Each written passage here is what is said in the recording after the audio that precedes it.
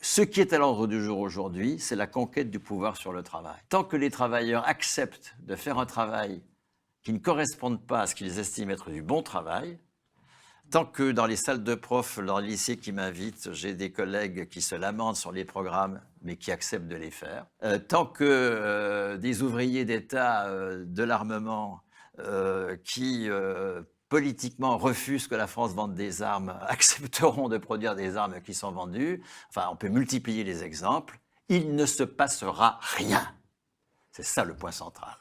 C'est la maîtrise des travailleurs sur le travail. C'est là que nous en sommes aujourd'hui. C'est ce déplacement qu'il s'agit de faire. C'est ce désir de communisme.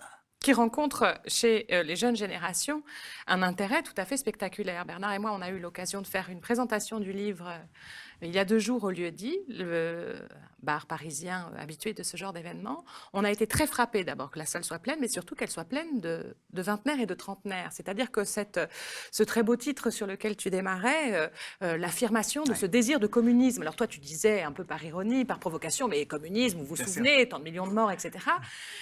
Oui, alors qu'est-ce qu'ils ont les vingtenaires et les trentenaires avec cette mémoire des millions de morts? Ça veut dire qu'ils auraient oublié? Non, peut-être qu'ils ont entendu dans la proposition de Bernard, ils entendent que ce qui est proposé, c'est la souveraineté sur le travail. C'est enfin redonner du sens à nos activités. C'est affirmer qu'on est maître et souverain sur ce que nous faisons de nos vies, de nos activités. Et je pense là que Bernard, du haut de sa longue expérience d'historien de la sécurité sociale, rencontre un désir très jeune et très puissant de reprendre la main. À la limite, c'est peut-être plus notre génération à nous, les quasi-cinquantenaires, qui sommes encore très impressionnés par la censure sur le mot communiste, puisque nous avons grandi, on a vécu notre adolescence dans les années 80, où l'anti-totalitarisme, l'anti-communisme était à son apogée. Donc ça tenait lieu de penser. Voilà, nous, on a eu une formation intellectuelle et culturelle à un moment où le mot communiste était au maximum de son tabou. Donc sans doute pour notre génération, c'est plus compliqué d'aller rencontrer